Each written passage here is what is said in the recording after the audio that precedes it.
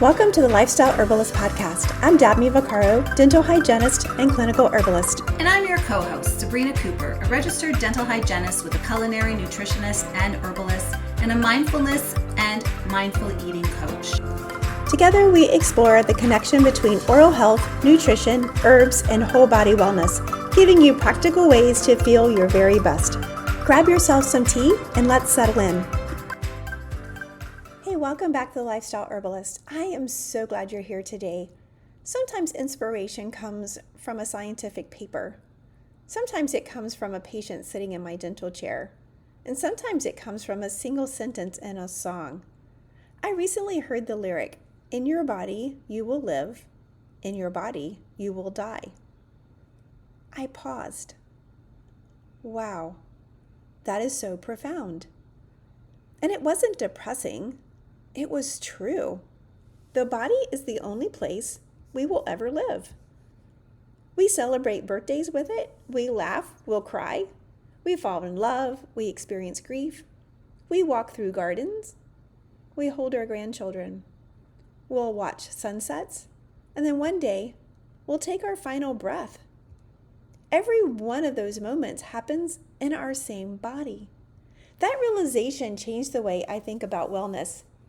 Not as something we pursue because we're afraid of getting sick, but because this body deserves our care. One thing I want to make very clear, wellness is not a guarantee. I've watched healthy people become ill. I've also watched people make poor choices and live long lives. Life isn't that simple.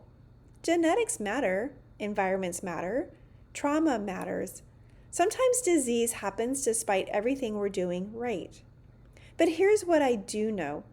The body responds to how we care for it. Every meal, every night's sleep, every walk, every breath, every kind thought towards ourselves, these aren't isolated events, they're votes. And they vote for the person we're becoming.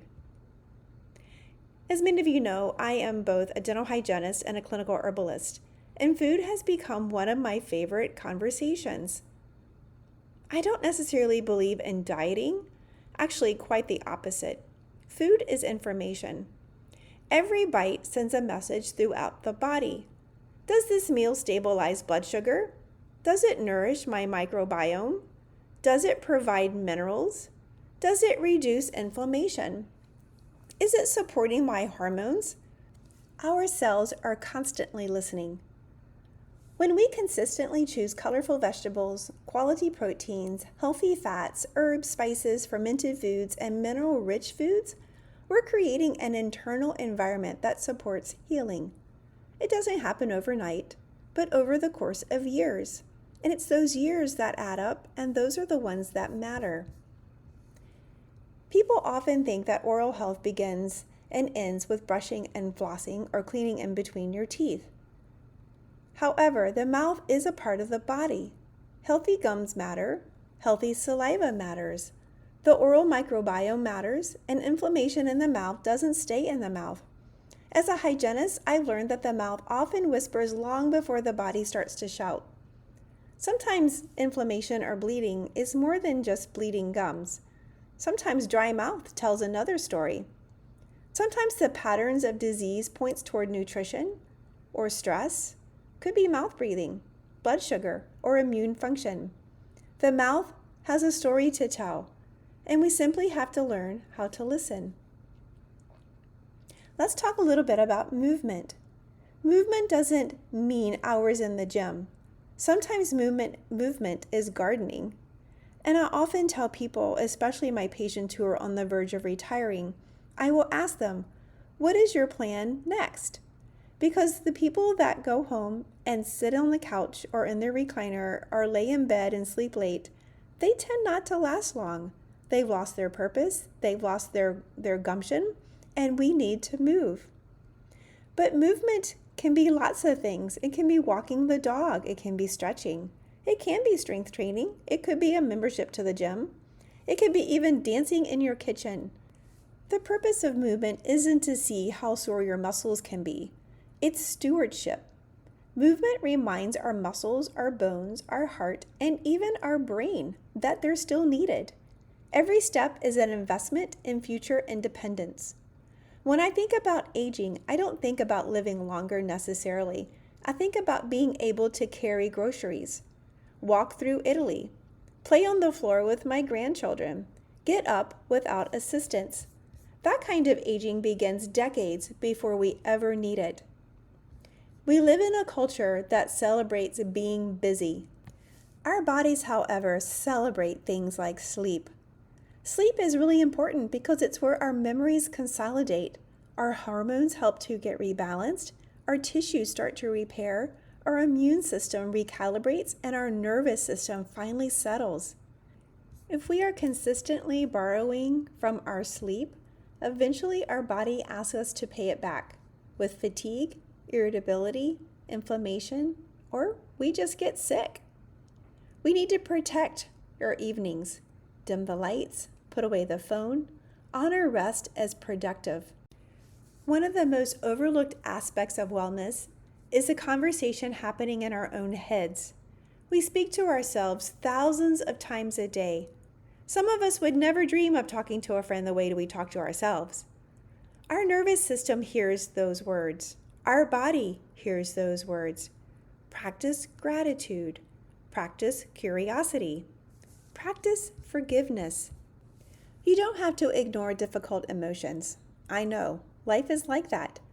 But the problem is that sometimes we want to live there. And it's important to remember we need to move away from that spot. Hope changes physiology.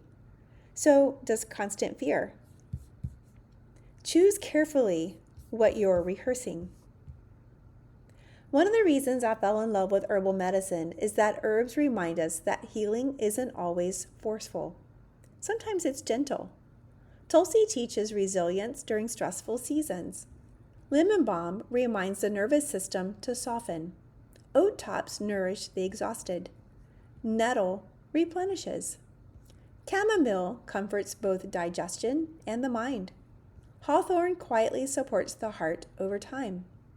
Herbs don't ask us to rush. They're not busy. They invite consistency, just like wellness itself. So, what's one small choice that can become a lifelong habit? One of my favorite quotes says, "First we make our habits, then our habits make us."